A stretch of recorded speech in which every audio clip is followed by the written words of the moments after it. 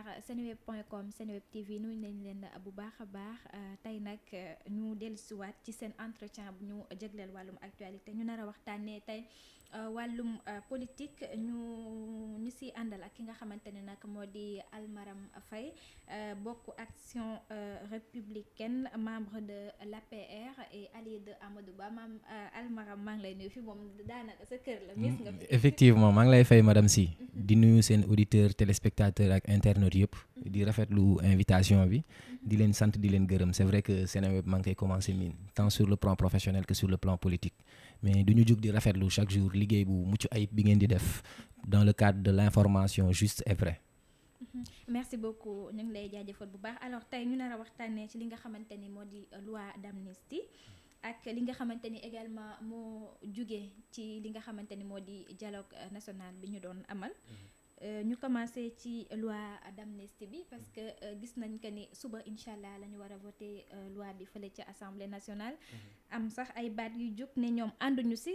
ñii ne ànd nañ si ñii ne ànduñu si yéen action républicaine nekk en même temps membre de l'APR allié ki nga xamante ni moo di candidat Amadou Ba premier ministre loolu lan moo ci seen position ci li nga xamante ni moo di loi d'amnistie bi.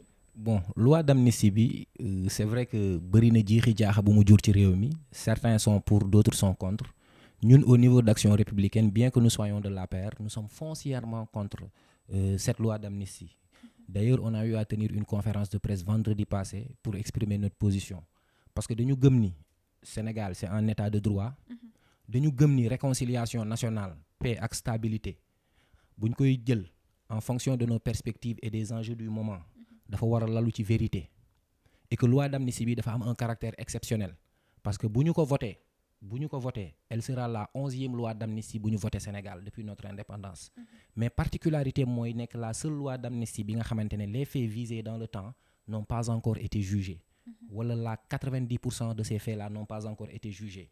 ñu jàpp ne ñun ñëpp xam nañ ci li Sénégal jóge des milliers de Sénégalais ont été impactés par la violence des manifestations ñii ñàkk ci seen koom ñii ñàkk ci seen liggéey li gën a important mooy ñi ci ñàkk seeni bakkan.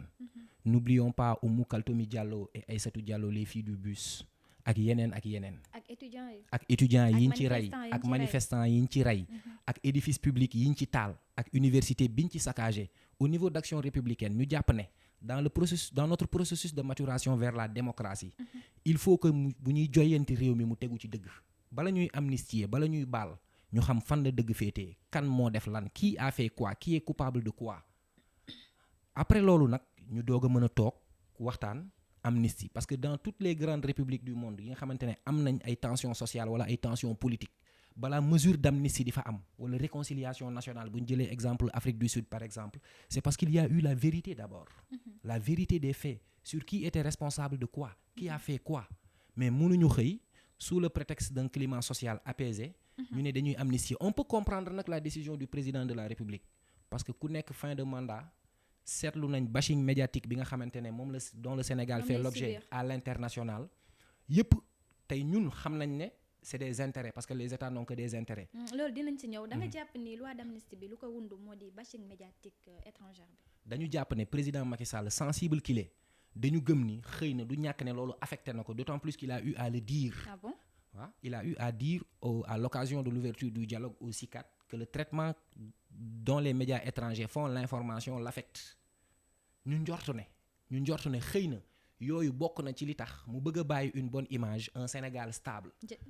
jaarale ko ci loi d'amnistie. Mais ñun au niveau d'Action républicaine dañu gëm ni les États n'ont que des intérêts tey pour bu mu bëggee jël exemple tuuti ci bashing médiatique bi on a vu le reportage d'une dame il y a 6 ou 7 ans Mayeni Jones une Sierra Léonaise à la BBC di wax ci affaire gaz bi ak Cosmos boobu c'est parce que Cosmos am na lu mu ñàkkoon ci li mu séqoon ak état sénégalais barki Dembo Ndiaye gis nañ Al Jazeera wax ni waa Garci ñoo doon réprimer manifestants yi alors que ce n'est pas vrai waa Garci ils sont préposés à l'est du Sénégal entre Kidira et Bakel la Garci c'est des troupes typiquement rurales duñu intervenir en zone urbaine la seule fois qu'un véhicule du Garci est intervenu c'est pour déplacer un détenu de Koungheul à Dakar bu ñu jógee foofu gis nañ France 24 et les Américains position yi ñuy amee pression bi ñuy exercer.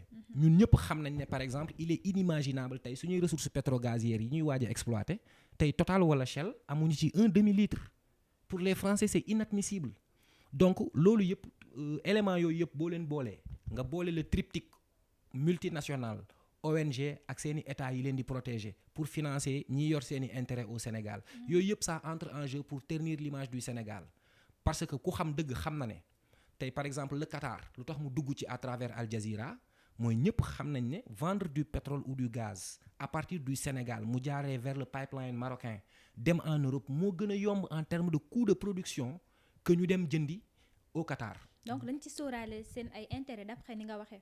Les états n'ont que des intérêts seen intérêt la ñuy njëkk a sóoraale. amul état bu am frère wala sœur. seeni intérêt la ñuy njëkk a sóoraale et ils agissent en fond pour protéger leurs intérêts. donc yooyu yëpp boo ko jëlee jàpp nañ ne mën na wundu décision Macky Sall mais décision bi à notre niveau au niveau d'Action républicaine dañu gëm ni du décision bu baax. alors ci biir Action républicaine yéen aussi vous êtes membre de l'APR vous êtes contre cette loi d'amnistie gis nañ également yeneen membres de l'APR ay ministres ay députés yoo xamante ni ils sont également contre cette loi d'amnistie. exactement mais ki nga xamante ni moo di Macky Sall moom mooy président de la République. moom moo toog ne dafa bëgg jàmm. dafa bëgg pacifier l'espace politique. dafa bëgg réconciliation nationale. dafa bëgg pardon. donc moom si sens boobu la jëlee décision ne dinañ voter li nga xamante ni moo di loi d'amnistie pour woote jàmm baal ñëpp su ko defee ñu mën a am li nga xamante ni moo di réconciliation nationale ak apaisement politique ndax jàppoo également dafa bëgg comme ni nga ko waxee bàyyi benn image boo xamante ni su demee peut-être xelam dina dal du bàyyi fi benn nan laa ko mën a tuddee du fi bàyyi lenn loo xamante ni dafay remettre en cause la paix et la stabilité du pays. xam nga liy dëgg mooy la paix et la stabilité du pays dindiwuñu leen dara ci intégrité président Macky Sall ak sa bonne volonté mais gis nga paix ak cohésion sociale dafa am lu ko sous-tendre muy vérité il y a des milliers de Sénégalais qui ont été impactés par les violences en général. Les meurtrissures de ces violences-là sont toujours vivaces. Pourtant, quand on a pris des mesures pour libérer certains détenus, la majeure partie des détenus qui sont sortis, ils ne sont pas dans la repentance ou dans le regret, ils sont dans la radicalisation. Donc, processus bi, est-ce que bu ñu demee ci loi d'amnistie, est-ce que dina joyanti, est-ce que dinañ am espace bu stable, dans la mesure où ñi nga xamante ne jotagum nañ génn sax, ils se radicalisent de plus en plus. Donc xëy na fin de mandat c'est le fin de règne qui moo koy rendre confus muy jël ay décisions mais dañu jàpp ne cette décision d'amnistier ces gens-là baaxul xam nga lu tax baaxul mooy amnistie mbaal dafa tegu ci kaw vérité dafa tegu ci kaw dëgg dafa tegu ci kaw ñuy doxalee noo xamante ne du indi ñuy falfaañee bànqaasu réew mi et que boo leen amnistier quel signal on va donner à l'État profond? Quand je parle de l'État profond, je fais référence à l'administration sénégalaise. Les magistrats ont été insultés, conspués, humiliés. Les forces de défense et de sécurité. Les Sénégalais lambda yi nga xamante ne dañ ci impacté wu. Quel signal on va leur renvoyer? Les rapports du Covid. Ak yi ñu ci épinglé. Quel signal on envoie au reste du monde? Quel signal on envoie aux Sénégalais? Cette loi d'amnistie-là, elle permettra aux politiciens d'avoir un permis de tout faire. De tuer, de mentir, de manipuler, de def lu leen neex, sachant que circonstance politique bu mel ni bii dina ko régler ak amnistie. moo tax ñun ñuy teg suñu tànk ni il est hors de question amnistie et Action républicaine prendra ses responsabilités. Nous allons relever la liste des députés qui auront voté cette loi d'amnistie parce que lenn lu fi xew après magistrat bu ñu fi def dara wala force de défense de sécurité bu ñu fi def dara wala sénégalais lambda bu ñu ci def dara ils porteront l'entière responsabilité de cela. dinañ si ñëw alors par rapport à cette loi d'amnistie quels sont les faits qui sont concernés? Les faits qui sont concernés à la lecture du document du projet de loi d'amnistie mooy tout fait criminel ou correctionnel bu découler des violences politiques de 2021 à 2024. Donc Ousmane Sonko et Bassirou Diomaye Faye en font partie. Bon, je n'ai pas encore l'interprétation juridique exacte du texte, mais je suppose qu'ils en font partie. Et que ils ont dit que les faits criminels et correctionnels, donc supposons ki nga xamante ni moo di Ousmane Sonko ak Bassirou Diomaye Faye kon dinañ leen amnistier. À supposer exactement. Est-ce que vous êtes pour l'amnistie de Sonko? Non, jàpp nañ fi ay hommes politiques yu bëri damay bañ a tudd ay tur tëj leen fi. Mais strictement le cas de Sonko et de Bassirou Diomaye Faye. Bon, pour Bassirou Diomaye Faye je ne sais pas, mais pour Ousmane Sonko ak problème yi fi am surtout le cas Mame Mbaye Niang dama jàpp ne du ab amnistie moo war a régler problème boobu furaas daal di xëddeen man gëmuma loolu au niveau d'Action républicaine gëmuñu loolu dañu gëm ni la justice a un temps et le temps de la justice doit être épuisé balaa ñuy wax nu ñuy génnee qui que ce soit. donc yéen d'accord ngeen pour ñu amnistier ki nga xamante ni moo di Bassirou Diomaye Faye. mais bàyyi ma eggale mais d'accord leen à ce que ñu amnistier ki nga xamante ni moo di Sonko demal. Faits correctionnels et criminels yi fi am découlé des violences politiques de 2021 à nos jours Action républicaine d'accordul pour ñu amnistier ci qui que ce soit mais xam nga la justice dama ne les dossiers sont différents les incriminations sont différentes ñu jàpp ne bu parce que da nga tudd Bassirou Diomaye Faye tudd Ousmane Sonko ñu jàpp ne dossier judiciaire Bassirou Diomaye Faye moo gën a léger que dossier Ousmane Sonko. Ah bon? Mais amul et pourtant les mêmes chefs d'accusation ñu toppee Bassirou Diomaye Faye moom la ñuy toppee. Oui mais lee la ko koy ëppalee mooy Bassirou Diomaye Faye toppee wuñ ko diffamation par exemple ñoo bokk fee ci wàllu politique ak violence politique yi ci découlé outrage à magistrat entreprise criminelle ak yeneen terrorisme ak yeneen mais par exemple Bassirou Diomaye Faye amul fenn fu ñu ko mës a daanee depuis son existence ci wàllu diffamation mais ñun pour le plus important mooy Action républicaine maanaam le concept de cette amnistie là moom la ñuy bañ ba tëdd ci suuf parce que dañu jàpp ne réew dafa war a tegu ci dëgg dañuy jàpp ne réconciliation nationale pacification de l'espace politique boo xoolee suñuy enjeu ak suñuy perspective vérité moo ko war a lal que les Sénégalais se disent des vérités constituent les responsabilités après cela ñu toog waxtaan suñu biir en allant vers la réconciliation nationale. Donc yéen d'accord leen ki nga xamante ne moo di Bassirou Diomaye Faye mu génn te ça se voit que ni yéen waa APR génnu Bassirou Diomaye Faye dafa mel ni arrangé wu leen en fait. Non absolument pas génnu Bassirou Diomaye Faye c'est un candidat déclaré à la présidentielle. C'est un candidat effectivement. Et que conseil constitutionnel mi ngi apprécié parce que les conclusions du dialogue préconisent de maintenir la liste des 19 candidats sous réserve d'une réévaluation des dossiers. Le bureau du procureur Bassirou Diomaye a un pôle d'avocats, le bureau du procureur de la République a un travail à faire. Donc bu ñu jàppee ne war nañ ko libérer ci candidat bu war a dem présidentiel. Dama lay interpeller dans ce cas yaa ngi wax naan le candidat Bassirou Diomaye Faye a un pôle d'avocats effectivement mais seen avocat wu Bassirou Diomaye Faye bu ñu annoncé li nga xamante ne moo di loi d'amnistie bi dañu ne ñoom donc ça vaut pas la peine ñuy déposer li nga xamante ne moo di demande de liberté puisque annoncé nañu loi d'amnistie bi et que état du Sénégal moom moo tëjoon Bassirou Diomaye Faye donc ils savent par quelle voie passer pour génne ki nga xamante ni moo di Bassirou Diomaye Faye. Xam nga malheureusement les avocats au Sénégal maintenant tiennent de la communication politique parce que gis nañu loi d'amnistie bi mais la loi d'amnistie ba fi ñuy waxee nii c'est à l'état de projet parce que jàllagul tey lay doog demain lañ koy voter inchallah demain lay dem en plénière tey lañ ko voter en commission technique mu jàll demain lay dem plénière avocat Sonko yi bi ñuy wax loolu mot na 3 jours le projet de loi d'amnistie n'était pas encore à la table de l'Assemblée nationale. Mais c'était annoncé quand même. waaw c'était annoncé mais même lu ñu annoncé te voté guñ ko parce que suba sax vote bi kenn mënu la wax ni loi bi dina jàll wala du jàll. Su fekkee voté nañ ko dina jàll. tey par exemple parce que bu Macky Sall joxe instruction ne voté leen loi bi. tey en commission technique 4 députés de Pastef se sont abstenus. Les 2 députés du PDS, l'un a voté, l'autre s'est abstenu. Les députés du PUR se sont abstenus. Et les députés de l'APR les députés, j'ai pas d'informations, mais la majorité, je crois que dañ ko voté. Donc, mais par exemple, là où je veux en venir, faites très attention à cela. S'il y a quelques députés de l'APR qui ne votent pas la loi, xam nañ cette configuration de l'Assemblée nationale, la loi peut ne pas passer. Ah bon? Mais bien sûr. Comment? Non, 82 députés sur 80. Si 10 députés de l'APR décident de ne pas voter la loi d'amnistie et que toute l'opposition décide de ne pas la voter, elle passera pas. C'est de l'arithmétique. Et si tous les députés de l'APR décident de voter? De la voter, elle peut passer. Voilà, c'est ça. Léegi nag foofu la ñuy attirer seen attention par rapport à leur responsabilité historique. Les députés sénégalais, depuis la naissance de cette république, n'ont jamais voté de loi d'amnistie qui n'ait pas été jugée, dont les faits visés n'ont pas été jugés. Mu féete boor. Cette loi d'amnistie a cette particularité-là. Amul dara luñ ciy topp kenn kuñ ciy topp wala liñ la ciy toppee mu fekk faits yi vidé nañ leen ba juger leen loolu lañ jàpp ne ce sera une fracture dans notre démocratie sociale parce que dinañ tooñ ay sénégalais ba pare ñu ne non nañ fàtte lépp amuñu fuñ ko jooyee amuñu fuñ leen ko fajalee. C'est là où on appelle les députés sénégalais à la responsabilité du pouvoir comme de l'opposition parce que Action républicaine prendra ses responsabilités et dressera la liste des députés. Il y aura une campagne médiatique sans relâche. Il ne faut pas voter cette loi d'amnistie. Donc député APR ngay woo wala député tous les députés du Sénégal, les députés de l'APR en particulier. pour ñu bañ a voter pour ñu bañ a voter cette loi d'amnistie là. parce que dañu gëm ni balaa ñuy dem ci réconciliation nationale il faut de la vérité ñu xam fan la dëgg féetee kan moo def lan. mais député de l'opposition yi ngay tudd nii est-ce que tamit loi d'amnistie bi arrangé wu leen quelque part. parce que bu fekkee voté nañu loi bi Ousmane Sonko dina génn ki nga xamante ni également moo di Bassirou Diomaye Faye dina génn te xam nañ que ni candidat la bon peut-être yéen loi bi du leen arrangé dans la mesure où Bassirou Diomaye Faye peut-être da ngeen ko xaw a ragal.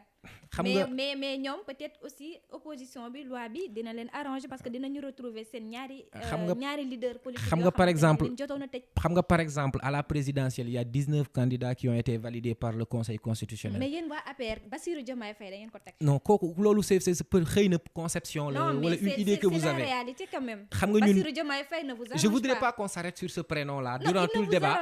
Non, il n'y a aucun candidat qui nous dérange. Si. On a un candidat, on va aux élections avec lui. C'est Bassirou Diomaye Faye. Je vous le concède pour voilà, avancer. donc... À supposer qu'il nous dérange, si vous le dites, ça c'est votre position et votre idée en fonction de vos éléments d'information. Mais man Bassirou Diomaye Faye compétir ci élection présidentielle ça ne me dérange en rien parce que xam naa ne électoralement parlant bu ñu ko nattee ci élection yi passé yi ñu jógee la grande coalition Pastef kese 700 000 voix la am même bu ñu màggee ba am 1 million de voix on a eu plus au niveau de Benno Bokk Yaakaar. Ah bon? Donc Bassirou Diomaye Faye daf leen di tiital bi mën nga ko wax yow c'est une perception que tu as mais le politique averti que je suis xam na ne bu ñu demee présidentielle je te lance un défi Bassirou Diomaye Faye ne sera pas troisième. Ah ça bon? Je le sais. yow yaa wax lii. mais man maa ko wax parce que je suis un politique averti et je suis sur le terrain. waaw yaa ko waxee fii ci Seneweb. je l'ai dit. alors loolu mu ngi sunu kanam. alors ñu ñëw ci li nga xamante ni moo di dialogue national bi. rapport bi lu ci jot a génn mooy élection présidentielle 2024 ñu tenir ko le 2 juin. léegi dans les plus brefs délais moom la ñu transformé le 2 juin. dans les meilleurs délais. Voilà, dans les meilleurs délais. Ouais. moom ngeen jàpp transformé ko en 2 juin pour ñu tenir élection yi. bon j'ai pas compris le moom ngeen jàpp bi. non dama lay boobu ba léegi ñu ngi wax naan tenir les élections dans les plus brefs délais. tenir les élections dans les plus brefs délais. ñu dem ba ci dialogue bi nag. dans les plus brefs délais boobu ñu dindi ko remplacer ko le 2 juin pour ñu def li nga xamante ne moo di élection présidentielle yow est-ce que jàpp nga sax le 2 juin ñu élection présidentielle mën na am ci Sénégal. bon ak contexte bi ñu nekk nii. à titre de correction parce que dans les plus brefs délais dafa am temporalité. Alors que le Conseil constitutionnel, dans sa décision rendue, il instruit les autorités à organiser les élections dans les meilleurs délais. Il y a une nuance. Dans les plus brefs délais. Dans les meilleurs délais, je persiste. Vas-y. Dans l'arrêt du Conseil constitutionnel, ils invitent l'administration, à travers le président de la République, à organiser les élections dans les meilleurs délais. Parce que dafa am conditionnalité yu dugg sur les aspects techniques par rapport à l'organisation d'une élection. Pour en revenir au dialogue, les conclusions du dialogue qui ont été livrées au président préconisent le 2 avril. Le 2 juin, excusez-moi, d'autant pour moi, pour l'organisation de la présidentielle. Il faut souligner que le 2 juin est la date qui est revenue le plus, la meilleure proposition parce qu'elle est revenue, elle a été proposée 6 fois sur 9. Et que le 2 juin boobu li tax ñu jàpp ko mooy dafay tenir en compte le respect de l'article LO 137 du code électoral, disant que le corps électoral doit être convoqué 80 jours avant l'élection. Donc moo tax ñu jàpp 2 juin boobu mais nag il y a une subtilité dans ça. Pour que la présidentielle puisse se tenir le 2 juin, il faut que le président convoque le collège électoral avant le 13 mars de ce mois. Sinon, on sortira avant le 13 mars de ce mois. Sinon, on sort. Fait après le 13 mars. Beaucoup de fait après le 13 mars, on sortira du cadre juridique tel que préconisé par le code électoral, notamment l'article LO 137, disant que le corps électoral doit être convoqué 80 jours avant la date, le jour du scrutin. Et comme conséquence, date on ne sera plus inscrit dans les délais prévus par la loi. Donc pour que l'élection mène am le 2 juin, il faut déjà que le président convoque le corps électoral avant le 13. Le président avait dit que, à l'occasion du dialogue, solennellement devant toutes les forces vives de la nation, que quel que soit Alpha, il quitterait le pouvoir au soir du 2 avril. Le 29 bi passé, il l'a retweeté. Donc je crois qu'à ce titre, Dembo aussi, il a saisi le Conseil constitutionnel pour l'informer de cette décision qu'il dit irrévocable. Donc je crois qu'à ce titre, déggoo nañ. Ok donc su ma la déggee bu baax ki nga xamante ne moo di président Macky Sall bien vrai que jot na rapport bi jot na ay recommandations pour que ñu tenir li nga xamante ne moo di élection yi le 2 juin mais su ko defulee au-delà du 13 mars. duñ La élection date du 2 juin devient obsolète.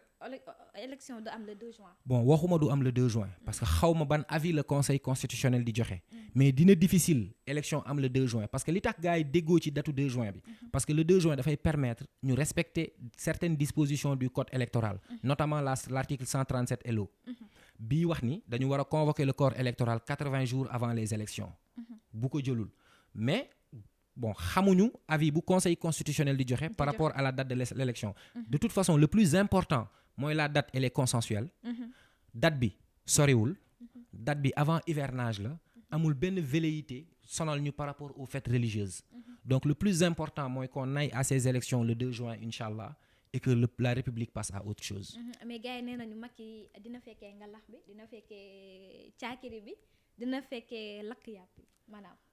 Man je ne vois aucune raison qui doive justifier que le président Macky Sall se dédise parce que xam nga l'ouverture du dialogue là les chaînes toute la presse était là nationale et internationale. est-ce que tamit narul accélérer tamit.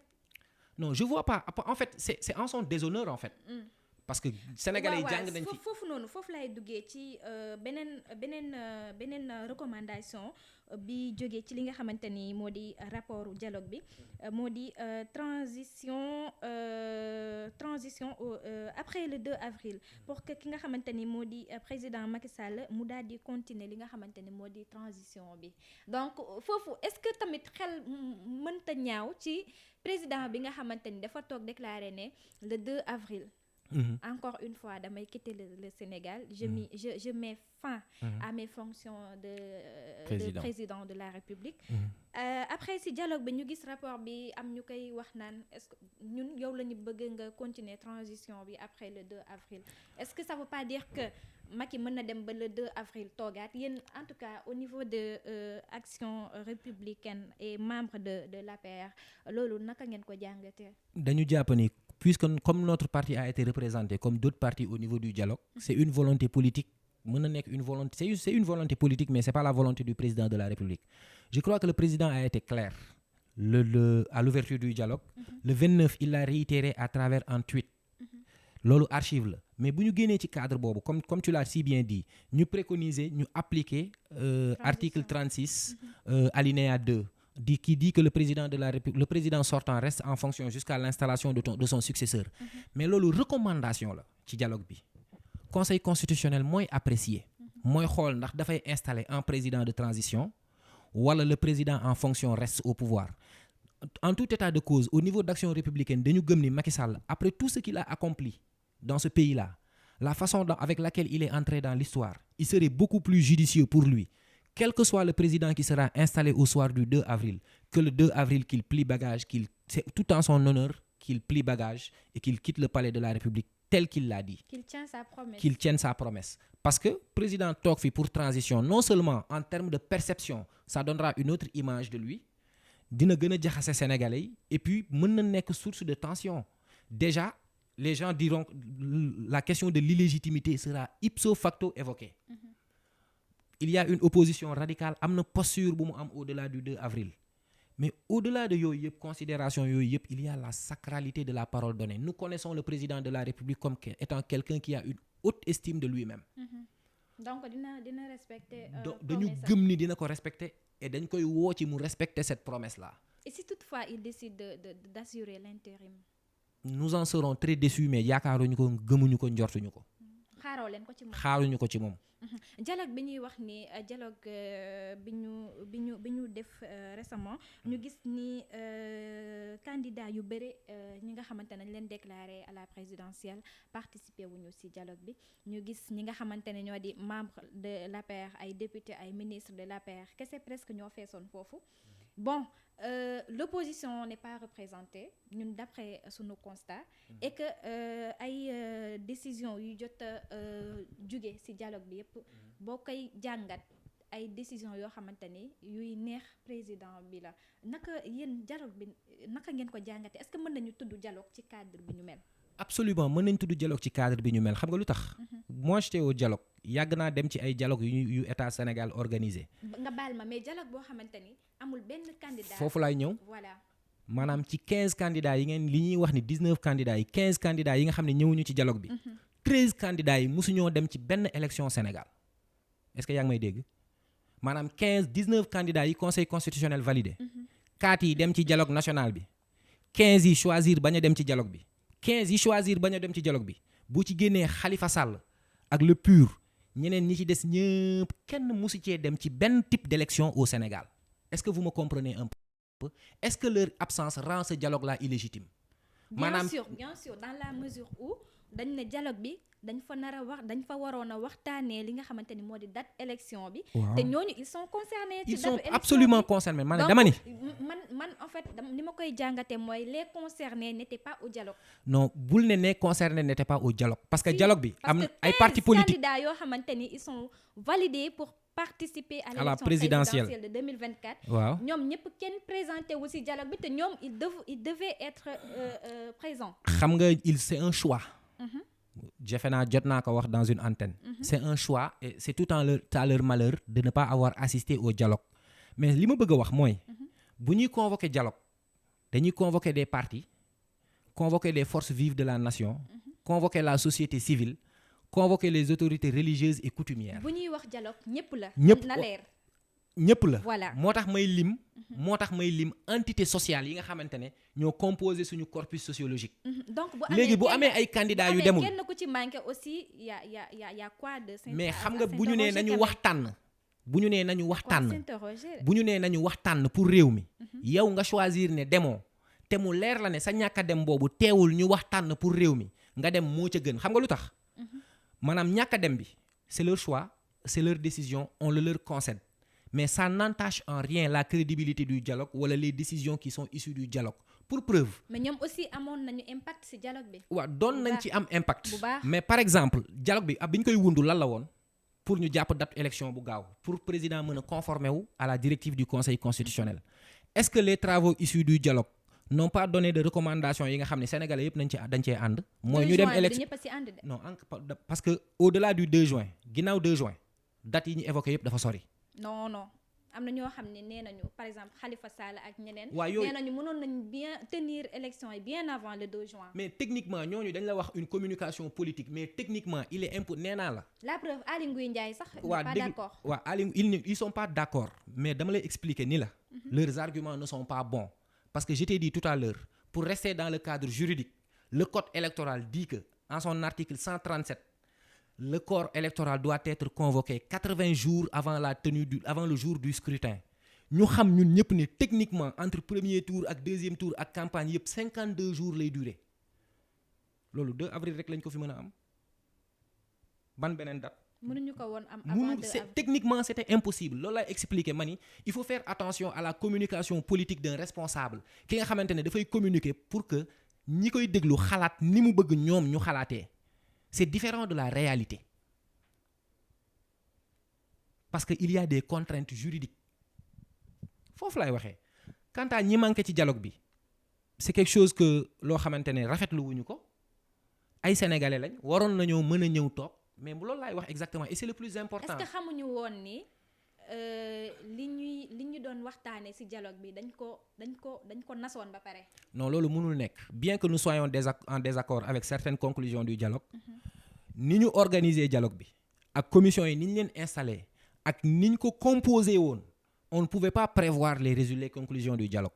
non loolu mënul nekk xam nga lan moo am mooy nga braqué wu nga ne processus bi bokkuma ci nga bañ a dem mais il n'y a pas d'argument valable bu nit mën a teg parce que tey la date du 2 juin elle nous agrée tous parce que c'est avant. mais bul ne elle nous agrée tous parce que du ñëpp si d'accord. mais xam nga booy d'accord wala ngay bañ. yéen peut-être loolu arrangé na leen mais bu leen wax ni que ni arrangé na ñeneen ñi. booy d'accord wala ngay bañ dafay fekk nga am tous les éléments techniques organiser élection premier tour ba deuxième tour ak campagne tout compris ça prend 52 jours. mais code électoral bi am na lu mu wax ci convocation wu corps électoral bi mooy les 80 jours que j'ai énuméré moult fois est-ce que vous me suivez un peu. donc ban date lañ fi waroon mën a organiser élection bi ci jour yi passé depuis l'abrogation du décret convoquant le corps électoral. am nañu proposé woon 10 mars. 10 mars techniquement c'était impossible. parce que le 24 février la ñu waroon dem élection. le 3 février jour ouverture campagne bi ci lañ abrogé kii bi ci lañ abrogé le décret convoquant le collège électoral. illégalement. ça c'est vous qui le dites. Ça c'est vous qui le dites. Illégalement. Légal ou illégal, ça c'est vous qui le dites. Ouais, vas-y. Est-ce que vous comprenez un peu? Donc diggante mars boobu diggante début février boobu ñu koy abrogé mais foofu 52 jours amatul 80 jours amatul. On sort du cadre juridique. Maintenant le président a transmis le président a transmis si les le président voulait organiser des élections bien avant le 2 avril dina ko def. Je crois que l'organisation d'une élection moom c'est pas simplement la volonté du président parce qu'il y a des institutions et beaucoup d'acteurs qui entrent en jeu. Donc je pense pas que président bu consulté woon tey conseil constitutionnel ne ko bëgg naa comme man damay dem le 2 avril ñu def élection yi avant le 2 avril du ñu taxañee affaire bi rek def ko. waaw mais élection su ko bëggoon bien sûr. mais élection du lu ñuy taxañee tamit. mais su ko bëggoon da koy def. waaw déggoo élection du lu ñuy taxañee. benn non mais accepter que ni su ko bëggoon da koy def. non je n'accepte pas parce que vous voulez me faire adhérer à votre pensée. non alors que man xam naa nu république di doxee président dafa am ay pouvoir. waaw la xaaral am na pouvoir mais amul pouvoir ci kaw conseil constitutionnel parce que conseil constitutionnel pouvoir la institution la du moins donc le président ne peut pas dire au conseil constitutionnel faites ça pour preuve non amul loolu laa jàpp loolu moo am pour preuve président jël na décision conseil constitutionnel ne ko décision bi nga jël c'est illégal mais le président a abrogé le décret convoquant le corps électoral. Qu'est-ce que le conseil constitutionnel a dit dans son avis? Que le décret du président était illégal. jàppoon ni loxo président tamit setu si. non xam nga du lu may loxo président amul ci lenn lu mu setul. côté boobu awma lu ma ciy jàpp. côté boobu amul luñ ciy jàpp ay loxo parce que le problème c'est pas le président. on est face à une crise institutionnelle dañu war a gaaw génn ci aller vers des élections ku sénégalais yi mën a wóolu ñu votel la jox la réew mi président de la république respecter la parole qu'il a répétée et réitérée. yow jàppoon ni président dafa dem ba rendre compte que ni moom décret bu mu abrogé woon daf ko dugal ci benn erreur mu dem wax conséquence. non dañ ko dimbali pour que mu génn ci. non je suis vraiment pas dans la tête du président de la république. et les procédures ne fonctionnent pas comme ça. parce que conseil constitutionnel dafa am ay prérogatives am terrain bu muy évoluer président de la république am ay prérogatives am terrain bu muy évoluer. Et pour preuve, on a vu les confrontations qu'il y a eu entre le Conseil constitutionnel et les décisions prises par la présidence de la République ces dernières semaines. Donc, on a pu constater la fracture qu'il y a entre le Conseil constitutionnel et la présidence. Il y a une fracture. Non, mais il y a une fracture, Kay. Ah bon? Ça, c'est clair. Quand le président prend une décision et que le Conseil lui dise que cette décision est illégale, ça veut dire qu'ils sont en porte-à-faux. Non, il n'y a pas de fracture parce que le président a pris acte. Peut-être que j'ai pas utilisé le bon terme, mais ils sont en porte-à-faux, ça c'est clair. Ah bon? Mais bien sûr. Et il a pris acte, il a accepté le caractère illégal bi nga xamante ne moom la conseil constitutionnel joxoñ baaraamu tuuma waral mu woote dialogue pour ñu discuter ci date bu gën a gaaw. C'est pour répondre aux injonctions du conseil constitutionnel que le président a appelé au dialogue parce que moom kese mënul toog ne maa ko abrogé woon date bii laa jàpp pour élection. Ça se passe pas comme ça. mais gars yi nee na ne dialogue bi wéetoo na ci de. oui mais gars yi tamit xam nga toog sa lekk sa ceeb bu xonk naan sa ataaya moom toog ne président lii moom dafa neex te loolu ëpp Sénégal. dialogue bi waa membre APR ñoo ko feesal. non waa membre APR feesaluñu ko nga tàggatoo lu ñu amoon ci waxtu jeex na nga tàggatoo waxaale sa dernier mot ci li nga xamante ni moom la ñu nar a voté suba. waaw loi d'amnistie. di fàttali les représentants du peuple qu'ils sont face à une responsabilité historique que waruñu voter une loi d'amnistie bu nga xamante ne les faits visés ne sont pas encore vidés jugés guñu leen qu'ils sont face à l'histoire et qu'ils doivent prendre leurs responsabilités pour ne pas voter cette loi d'amnistie, tout en appelant le président de la République à rester grand par rapport à la parole donnée, de quitter le pouvoir le 2. Maintenant, il y a une institution qui est indiquée pour vider le contentieux au-delà du 2 avril, le Conseil constitutionnel, et tous les Sénégalais vont se conformer à la décision du Conseil constitutionnel. Comme fait installé comme président de transition, au moins on aura déjà calé une date d'élection et que le président de transition qui viendra n'aura qu'à organiser sur le plan technique et matériel l'élection présidentielle au-delà du 2 juin. Sénégalais yi jàll ci leneen quoi inchallah. Di remercier seen téléspectateurs internautes ak followers yi di leen sant di leen gërëm par rapport à l'invitation di ñaan yàlla ñëwaat fi très bientôt pour waxtaan boo xamante ne ku ci nekk dina ci jëriñu. ñu ngi lay jaajëfal bu baax également mu nekkoon Almaram Faye.